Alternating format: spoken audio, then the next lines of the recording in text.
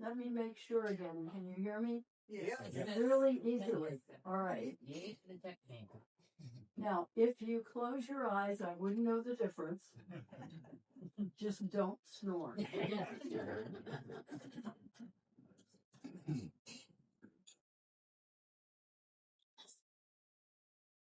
I retired my poetic essay column after 20 years, but I never stopped writing. I couldn't stop because God kept giving me the gift of words, and I knew I was to use that gift to express what others felt but found difficult to speak. By writing about my family and friends, my concerns and fears, and my many reasons for gratitude, I hope that readers would find their own joys and sorrows reflected in every line. Soon after the column began, one of many letters I received came from one of my readers in Nebraska. Her name is Kaylin Kalkowski. Thank you, she wrote, for putting into words what we in the sand hills of Nebraska know to be true. Kaylin said it best, and that's what I will continue to do. These pieces that I'm reading to you tonight are from all the writing I've been doing since the column ended. And there's lots and lots and lots. I just got in the habit of writing, mainly because for the 20 years I ran the column, I had to write 3 original pieces every day. I ended up with 2,880 pieces. It was a joy to do it, though. And George asked me, why are you retiring? You love doing it. And I said, well, but I'm tired of the deadlines.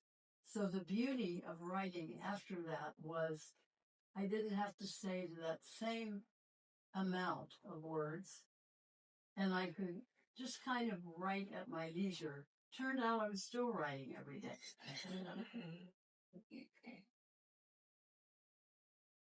If you would ask me at 91, what is the secret to living a long life? Well, basically, it's by God's grace how long we live. But I think it's acceptance and adjustment.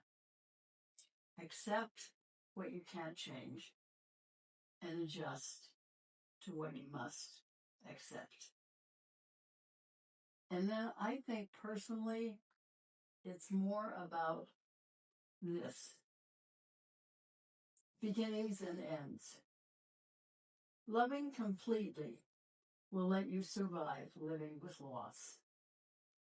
Cherish now and forever the light of hello in a loved one's eyes, and you'll be better able to handle with grace the final goodbye.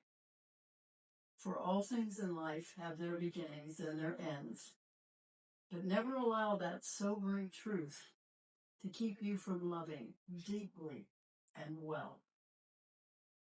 For it's wise to remember we most often rue not what we've done, but what we've neglected. Let your heart do its best to love others completely while they are with you. Only then will you lessen your list of regrets. When you've lived long as I have, you have known a lot of losses, but also a lot of joys.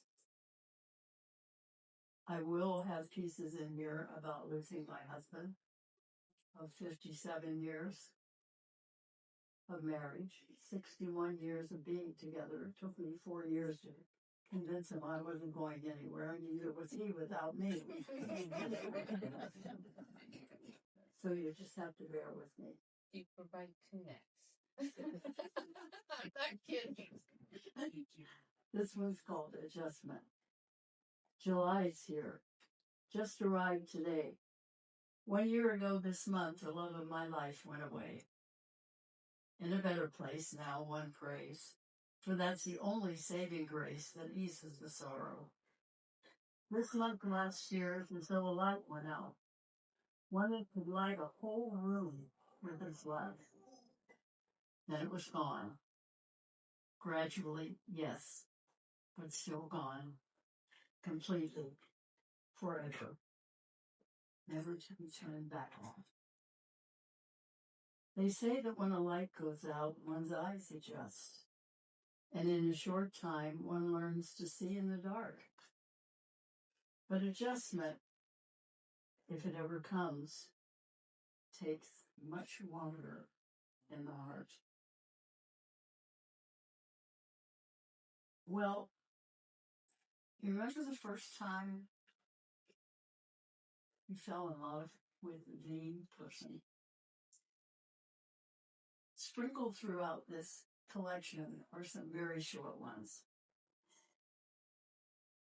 In this next piece called The Dance, it's about how I felt when I realized I was in love. Come dance with me. Come live your life with me and share my days and nights with me. And I will be that girl you always dreamed one day you'd find.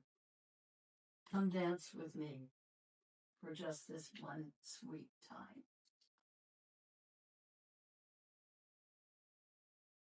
How much peace came into my life when I finally realized I can never be worthy of all my blessings, but always I can be grateful. This piece is a little longer, but it's an important one to me. It's about family, and that's what we all have in common. When I was about 12 years old, in my own estimation, I was quite a profound thinker. On the way home from one of our monthly family visits to our out-of-town relatives, I made what I considered to be a brilliant observation about family.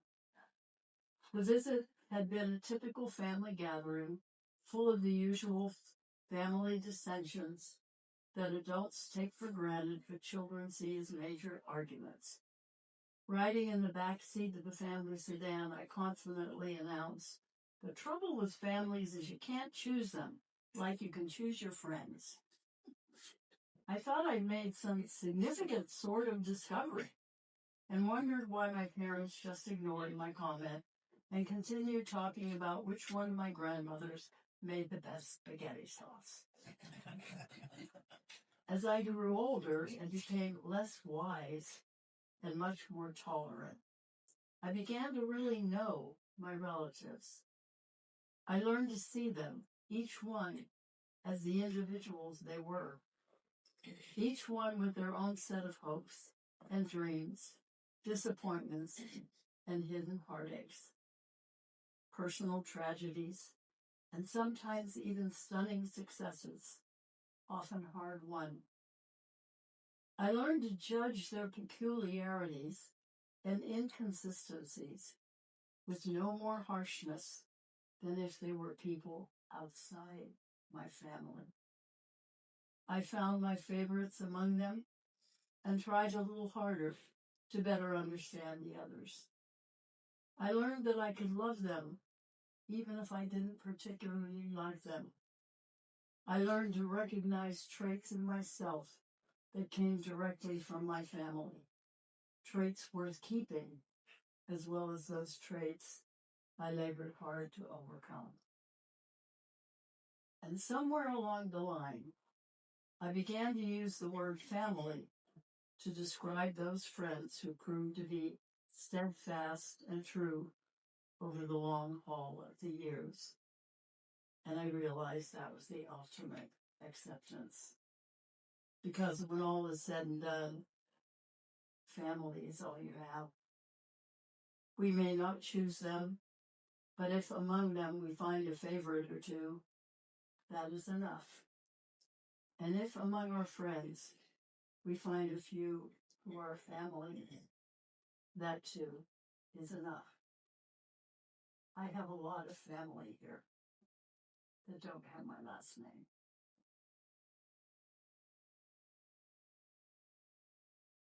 It's warm today for February, Sunlight spreads across the patio, inviting me to step outside, and this time I accept the invitation. My morning coffee can be enjoyed outside as well as in, and it would be a shame to waste a pleasant taste of warmth on this midwinter day.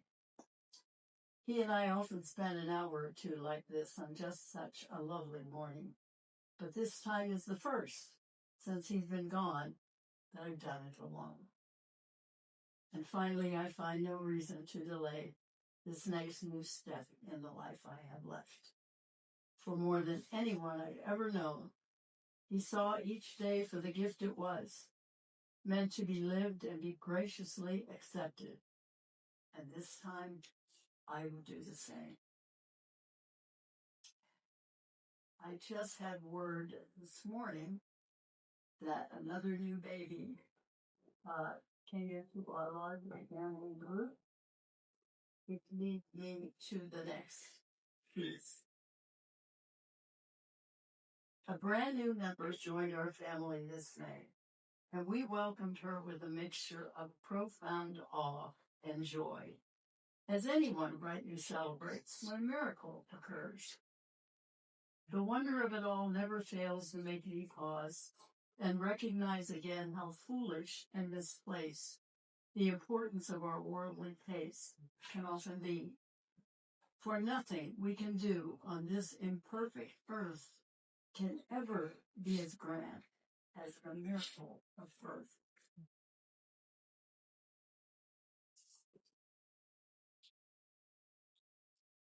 Over the course of my long life, I've learned that loving deeply and well makes losing those you love a much harder burden to bear.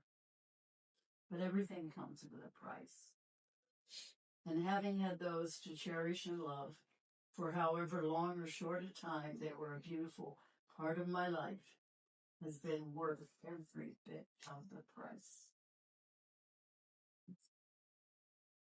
Both of my grandparents' families immigrated from Italy many, many years ago. I was blessed with two grandmothers that, well, let's just put it this way. I come from a long line of independent women. One that actually, they were both characters. And they were both very hard workers. My one grandmother ran a truck garden, which, she made all the vegetables. She had chickens. She fed boarders that came from Italy to work alongside her husband, laying miles of railroad track in western Pennsylvania. She clearly was the matriarch. And so was my other grandmother, my grandmother Orland. She had a very small inheritance that came with her, and she bought some property in Connellsville, which is a city actually, about an hour's drive back then on windy roads from Pittsburgh, Pennsylvania. And she turned that property into a grocery store, a deli, and it was open from 7 every morning till 11 at night. And sometimes my folks would let me go and stay with her because we didn't live in the same town. And I loved having discussions with her because she was my grandmother. So I could talk about dreams and what I thought I would like to be, etc. And she would always go, "Oh, that's amazing. Yeah, right there." So it was great. This one in particular, I remember. We were having a discussion, as we often had since I was a child. Always patient with my questions, she offered well-considered replies. But having now lived for 19 years, I was the one with the answers. Certain I knew all there was to know. She listened as I staunchly maintained that in these modern days, no longer was there a reason to pray. In my grandmother's dark brown eyes, I saw what I now realize was tolerant affection, along with the hard-earned wisdom of age. She answered slowly, her English words softened at the edges by her warm Italian accent. "You may be right," she said, and I felt the glow of victory. Then she continued quietly, "In time, we'll see what God has to say." She left this world long ago, but she never leaves my memory. I still hear her words as if they were spoken yesterday, and my heart fills with gratitude for her gentle guidance as I pray. The blessing. See, my family will tell you that no matter what happens, they find this irritating. I'm always going to find some little thing, some good to come out of it. One looks for blessings. When the love of my life slipped slowly away from his last hard days on this earth, I knew he went to a much finer place, but it also meant that I must face being the one left behind. Now I finally found some grace in that fact. Like a blanket's warmth when a house or life seems suddenly cold, it comforts me just to know that he was spared the sorrow of being the one left behind to grieve. One looks for blessings.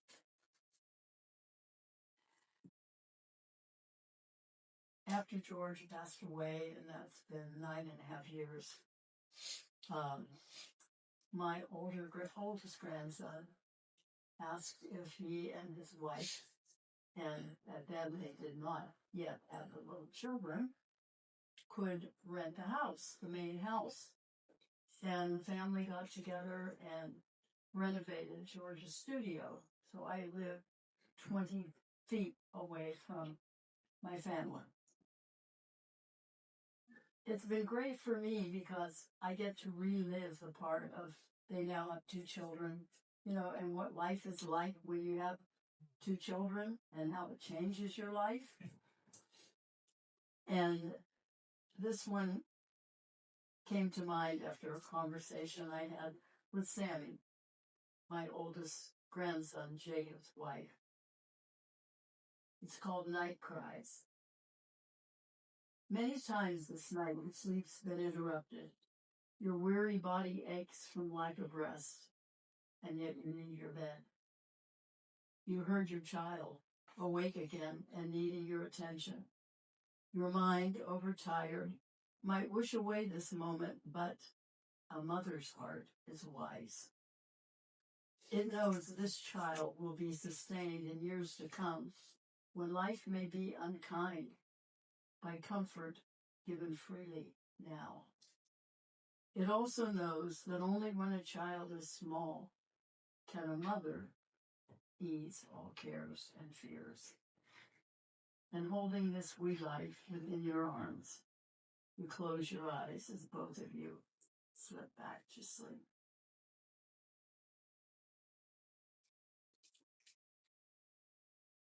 Animals aren't that different from us in many respects, especially when it comes to how a horse, for example, feels about their little babies. Only a few short yards from where I wait by the pasture gate, the new little filly stands warily by her mother's side. The mare turns her head in my direction and gracefully places herself between her filly and me. Her manner is a reminder that even I must pass inspection before I come near. This is not the mare's first foal. We've done this dance several times, and she knows I will not rush her. So I stay still and silent, allowing her to satisfy any concerns on her mind. This understanding we share is common to every mother. When it comes to the safety of her child, the issue of trust takes time.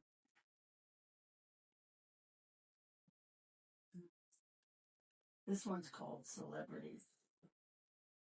My life had enough celebrity in it to open a few doors for me that otherwise may have been closed. Just enough celebrity to allow me to pursue whatever talents God gave me to use by doing the work I love to do. I never attained that kind of great fame that can steal a family's privacy. Instead, I was given the blessing to be a woman whose role as mother and wife was the one most cherished in my life.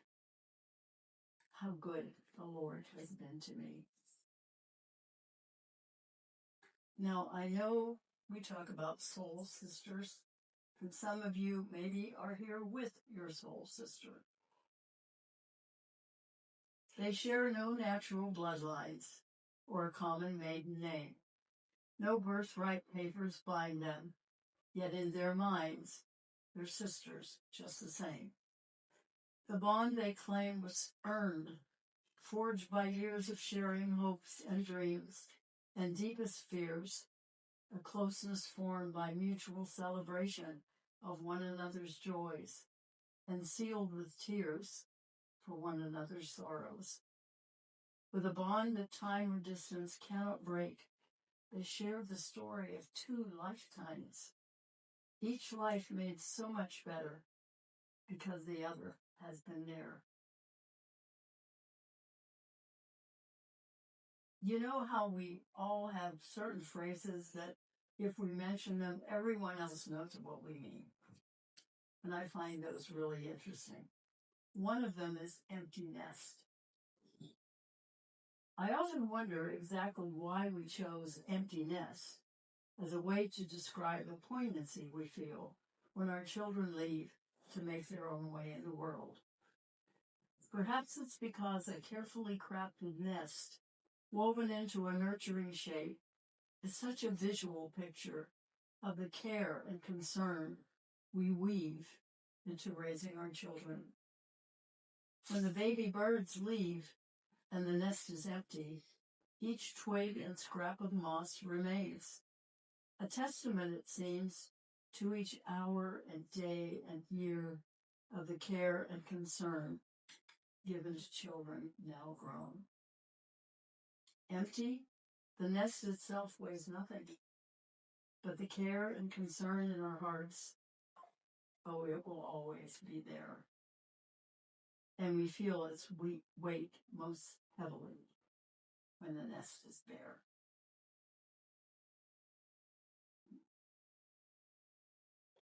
I like both of my children.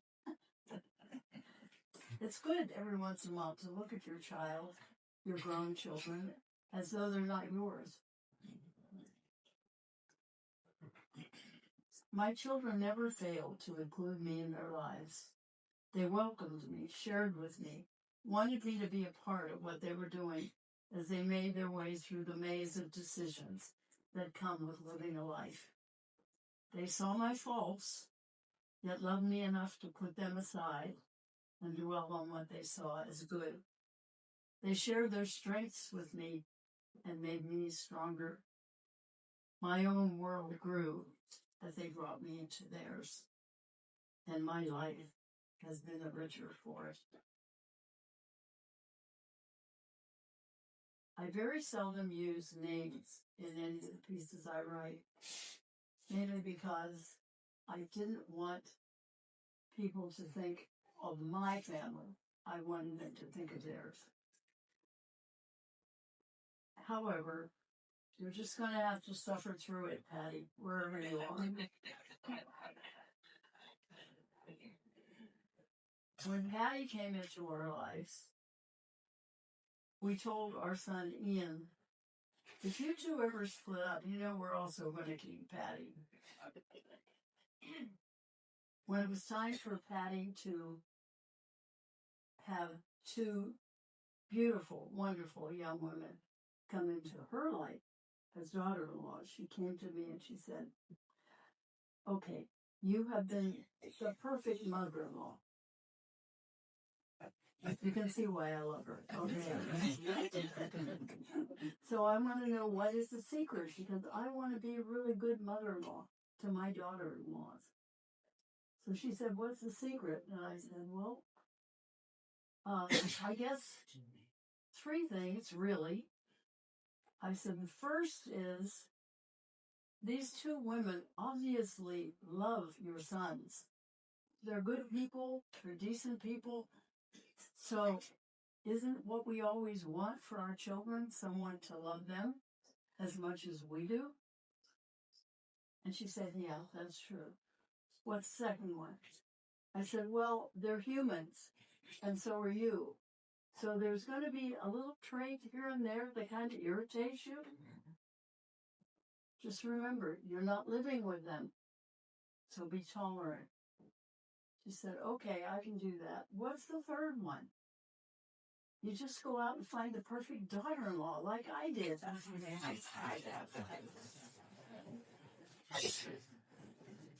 So for her birthday present this last year, this is what I gave her.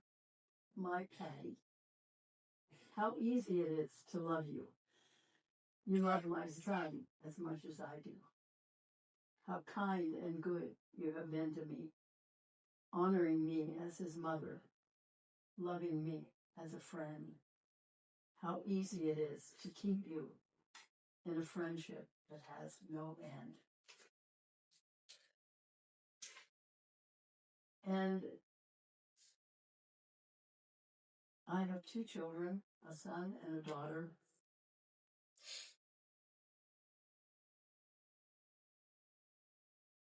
My son. How rapidly these years have flown. One day you were a little boy who loved toy trains and pedaling your little car all around our small backyard. Then suddenly you were 19. The years between had disappeared, and there you stood with an owner's hard-earned pride beside a well-used pickup truck and offered me a ride. The years continued to rush by. Marriage to your lovely bride produced 2 sons, like you were once. They now have children of their own who fill our hearts with so much joy. I'm sure you've noticed it as well, how the years have slipped away, how fast you grew, how many were the changes.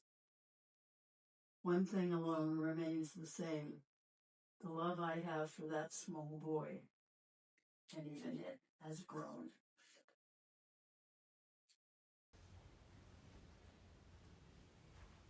I mentioned earlier it's good to look at the people we love and see them as if we're not related. It gives us a better perspective and I think a better appreciation. In the life he's led, he's always given his best to every job he's ever had, and he offers his help wherever there's a need.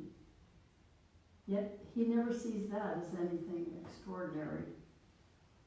But his mother knows better.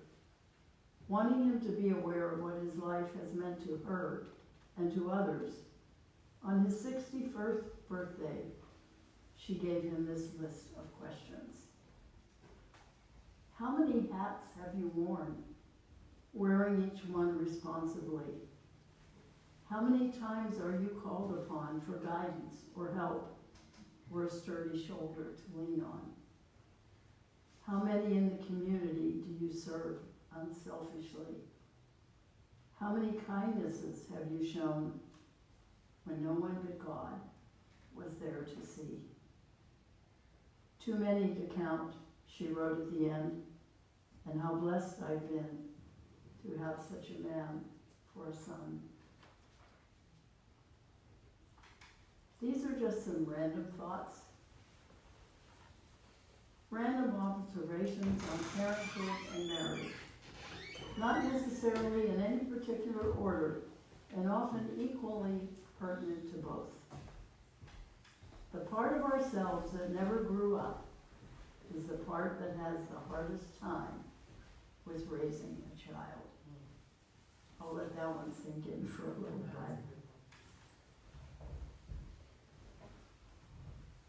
This one, I believe to my core. To love someone honestly, you must love them unconditionally as they are, not as you wish them to be. And this little one on endurance, to me, endurance is a very, very important thing to have. If I were a horse, I wouldn't want to be a sprinting quarter horse or thoroughbred running in great races. I would want to be the horse that can make that long trek and get wherever they need to go, slowly, safely, with their endurance. Endurance in marriage and parenthood is seldom recognized for its importance. In both situations, patience is needed. There are no quick fixes, no instant answers, no completely successful solutions. In the case of child rearing, one needs the patience to endure the temperamental in order to appreciate the lovable.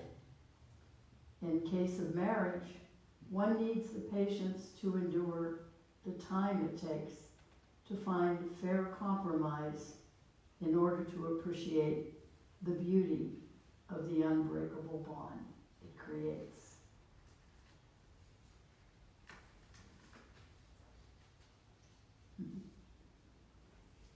I don't drive anymore. I stopped driving 2 years ago. I told my son and my daughter, you will not have to hide the keys when it's time for me to stop. I will be, I will do it. And I kind of suspected about 5 years ago that that time was coming near, because whenever I got in the car, I would say things like, okay, God, be with me on this one. So 2 years ago, I was driving from 99, making that turn onto 32. And the wide sweep you have to make because the other cars are waiting to go that way. And I made that wide sweep, all confident. And as I came around the corner, I thought to myself, boy, they really put those light standards close to the curb. And then I realized as I went down off the curb, driving home, when I saw my son that night at dinner, I said, I'm quitting driving. So there's a big advantage if you have enough people to drive you around, because you get another perspective. This one's called reassurance. Seated comfortably in the second seat, free from the need to watch the road ahead, I turn my gaze to the fields and orchards, slipping by so easily as my son and his bride take the three of us for a Sunday drive. As they talk about everyday things, their voices mingle nicely with the motor's steady hum. It's the sort of conversation common in a marriage that's weathered its years well, two people who have found in each other their very best friend. It's late in the day now, and the fence posts edging the fields lay long shadows side by side with the last bright rays of the sun. As my many years bring me ever nearer to my life's journey's end, it comforts my heart to hear the sounds of a marriage that's also a friendship, like mine was. My gaze remains at the window, and a smile settles softly on my lips.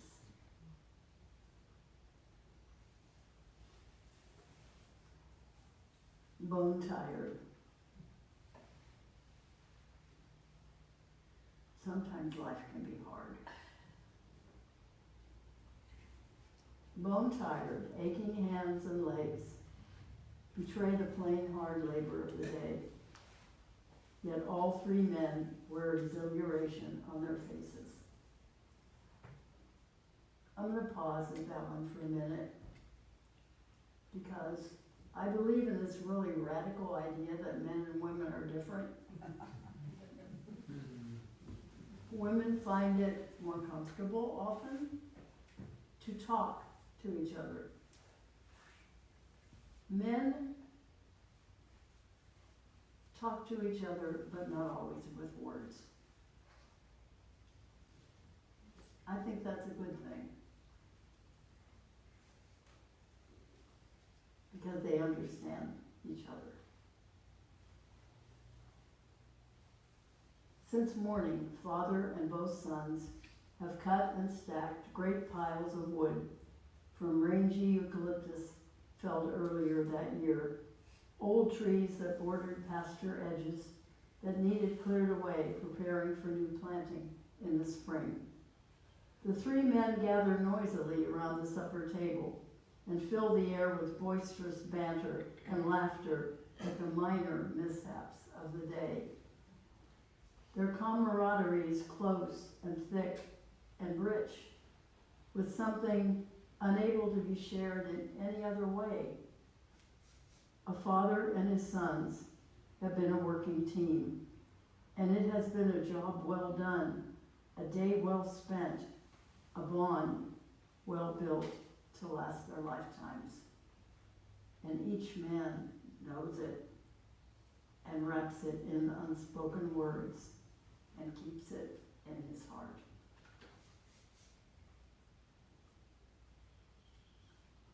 We were like sisters then, those 2 years when changes in your life brought you back to the ranch.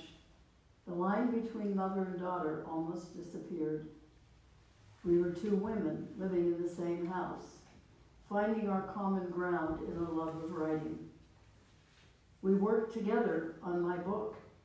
Your critical sense of what I really wanted to say kept me centered. My need for your steadying hand helped you find your focus again. Then you moved on, as we both knew all along. You should and would. There was no longer a need for sisters, with a wistful mixture of joy and sadness. Mother and daughter let them lead.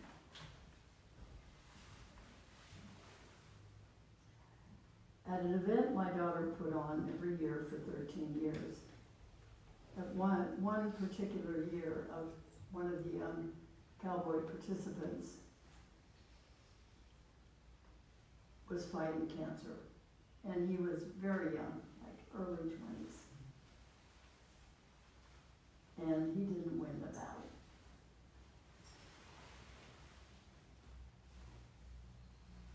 And she had a unique take on it, which I think is a good way to look at things.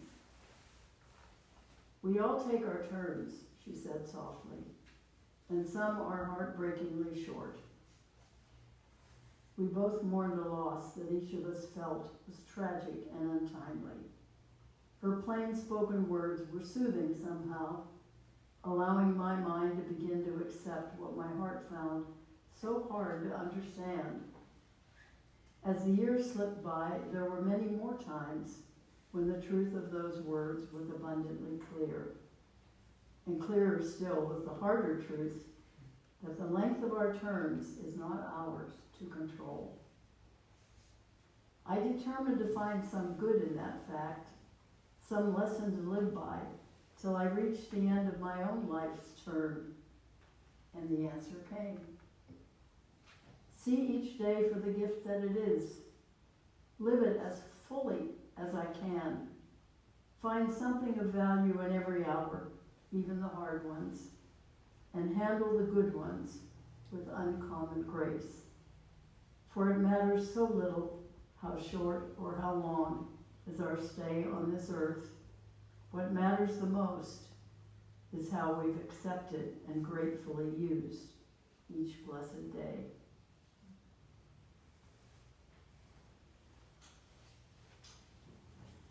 It's probably common to most of us that when we have to deal with things in our life, sometimes the best thing that we can do is just do some hard physical work.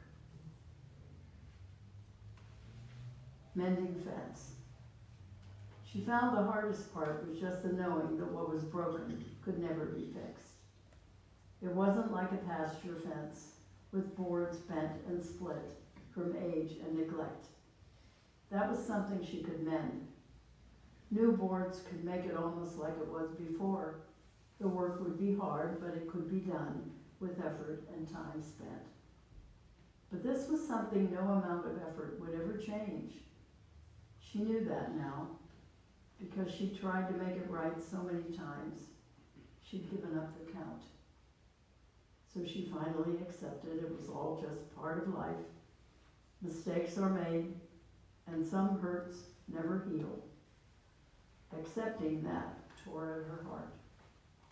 So she dragged the fence board into place and found some comfort in setting it straight.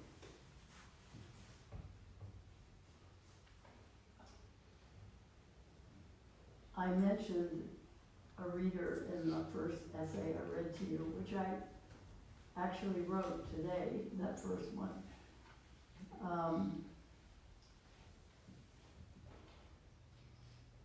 And this occurred well before I ever had a relationship with Kaylin Kalkowski.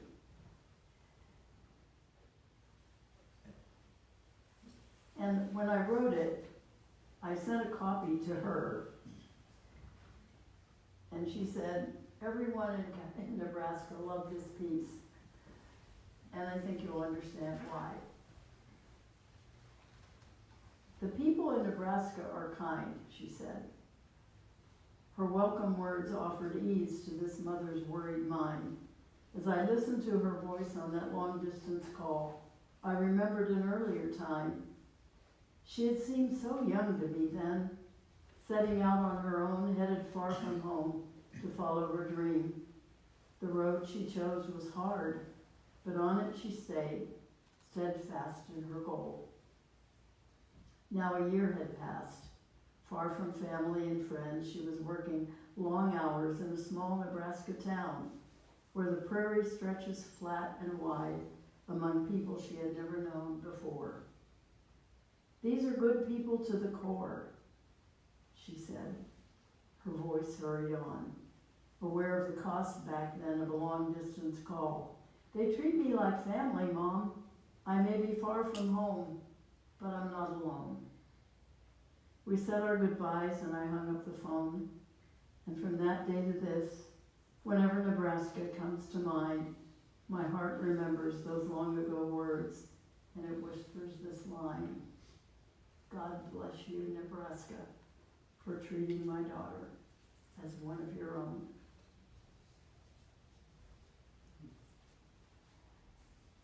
Are you asleep yet? We're almost done. Trying not to snore. Oh, go ahead. It'll give a little rhythm. This one's called The Climb. They climbed the gentle slope together, walking easily among the grasses as the horses graze on a nearby knoll. The daughter sets the pace, keeping it within the mother's range. They're remembering the first time they headed up this slope, and from its top looked far across the valley. That was years ago, before the daughter scraped and saved to buy the place, then just a sprawling space with remnants of a long-gone farm and fences falling from neglect. For months and months she cleared debris and mended fencing before she set her horses free to graze its hills and stretch their legs. From that first climb, the daughter knew she always had her mother's blessing. The sun slips low and the breeze grows cold. They rest a while, then start back down. Her mother is old, and her daughter knows the day will come when her mother goes to the hills on the other side of life. But she also knows whenever she climbs this gentle slope, she will never be alone.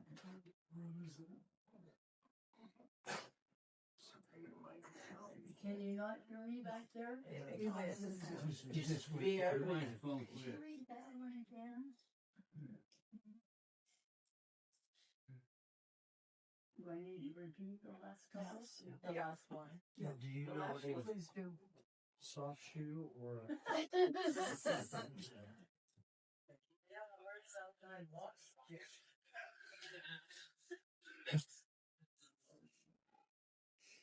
We planned to fit out a little drama, and then we can also see who really is dozing off. You know, when George and I were first married, and he was one of those people that can, their head hits the pillow and they're asleep.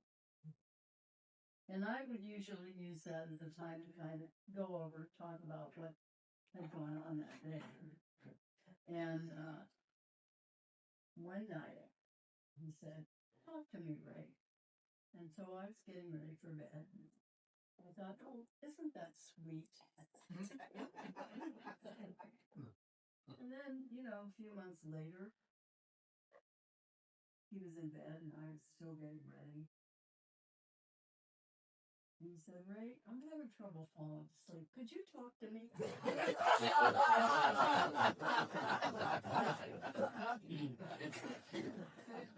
And Orland did. So where did we stop? Nebraska? The climb?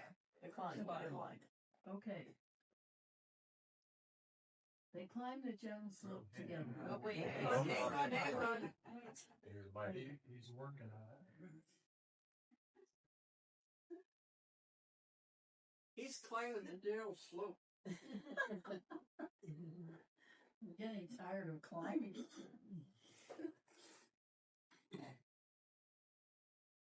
Why don't you read and I'll just repeat every word that you say. Hey, do we have an engineer in place that might be helping us? We might have engineered before this. This is that dramatic pause we talked about earlier. Yeah. I thought you were just kidding. If this doesn't work, we have the other one. Oh, okay. Well, we just have a couple more. Oh, okay. No more talking and murmuring.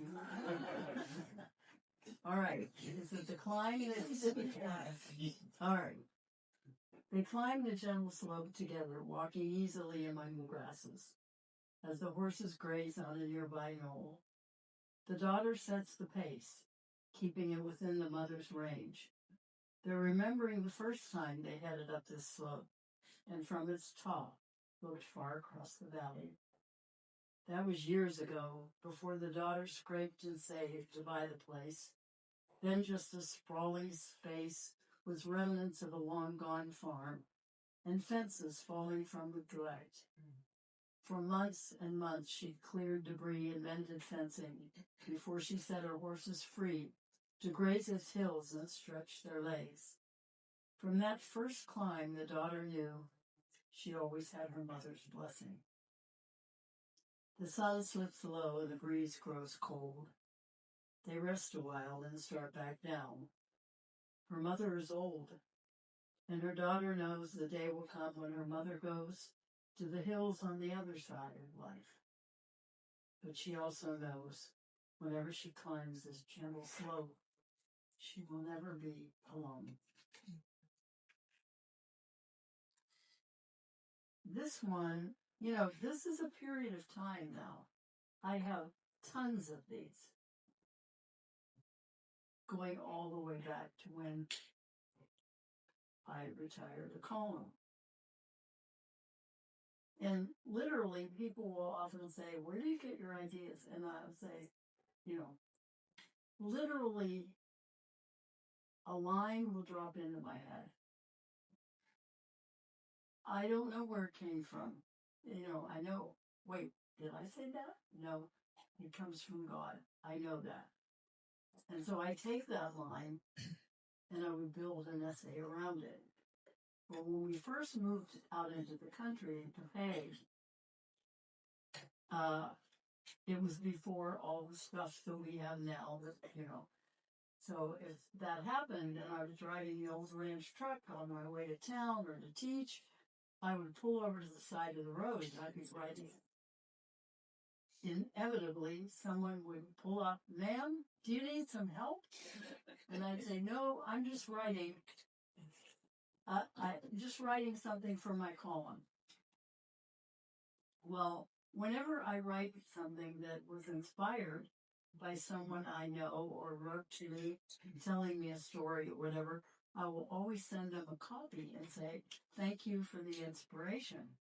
So over a period of years, there were a lot of people in Pay that would recognize themselves in a piece I wrote. And then if I pulled over, people would drive by and go, "Hey, are you writing about me?"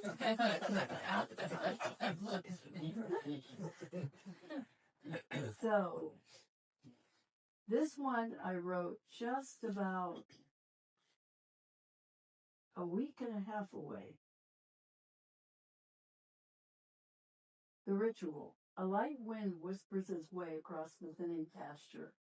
The two old mares standing by the far end of the fence see me heading to the barn, and slowly turning, they begin to come my way. Like me, their walk is measured. Age makes us take our time to get where we need to go. The wisdom of experience taught us to respect how haste can hurt our chances to continue our long lives. By the time the two arrive, both feed boxes have been filled with hay. They murmur their appreciation as I make certain their water tank is full, and I turn for home. This ritual we share is how we close our day. Grateful always just to know the others are still there.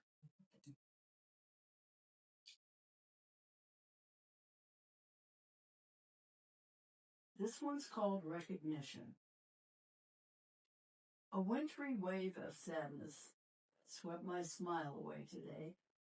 Where it came from, I'm not sure, but it chilled me to my core in a way I can't explain. I search my brain and find no reason to see it as an omen. I have no compelling sense of some coming dire event. Then just this moment, as I write these very lines, the source of sadness is quite clear. It's simply recognition of how short has become the length of time I have left here. And the beauty I can see in the sunlit scene before my eyes will one day disappear, at least for me. But my nature will not let me use this truth as an excuse for a lack of gratitude. I feel the sadness slip away, for there's good cause to celebrate. I still have today.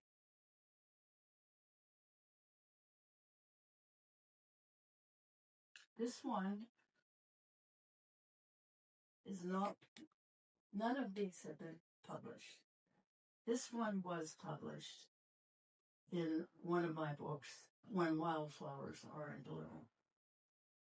And it's the one that I would like my family to use at my memorial, which is not going to come until I'm 100, because I promised everyone I would make that. It's called This Life of Mine. It's been so full, this life of mine, I want it never to end. Yet well I know, like a river, it follows its predestined path, and nothing I do can change its course or alter the river's bend. That's fine, I suppose. Excuse me. For heaven knows I've been 1,000 times blessed. It's only fair that after a while I leave some space for the rest. And one way I can accept that fact is just to know that those I have loved have loved me back. And that knowledge may be the best of the blessings that fill this life of mine. And this last piece is very short. It's called Obligation, and I believe we all have it. You have to go on. In all its noise and darkness, the world needs someone with a song.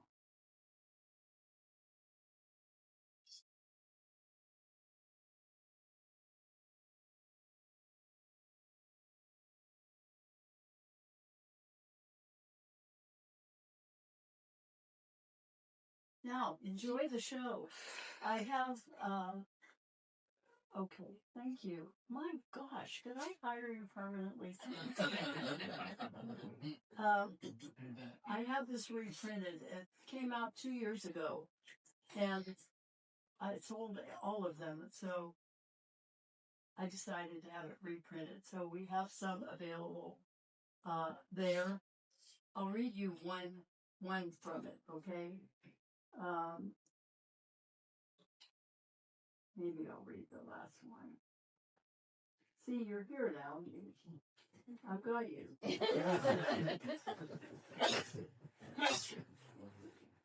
You know, I go up to my daughter-in-law and son's home every night for dinner.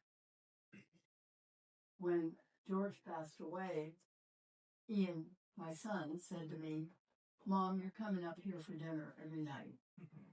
And the family knows cooking is not my best thing. And I said, "I don't want to put all that extra onto Patty." And Patty said, "Do you not know your son? I will be cooking dinner every night anyway, and you eat like a bird." And my daughter said, "Take him up on the offer, Mom, otherwise you'll starve." I get no respect. Okay. This is just filled with a collection of the essays I wrote about Christmas. It's my very, very, very first and best holiday.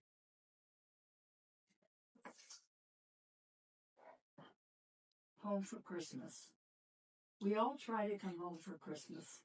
Wherever we might be, we make every possible effort to be with family. Sometimes the distance is just too great, or the weather too harsh for travel plans. But those are exceptions to the rule.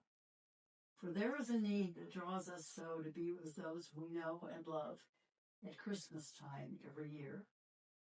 To come together to laugh and hug and remember the Christmases gone before, and to honor the memory of those gone with them. To see the new faces around the table, to hear the blessing, and gather our strength from this closeness we share. To bring us once more where our hearts never leave, home for Christmas. And now you are free.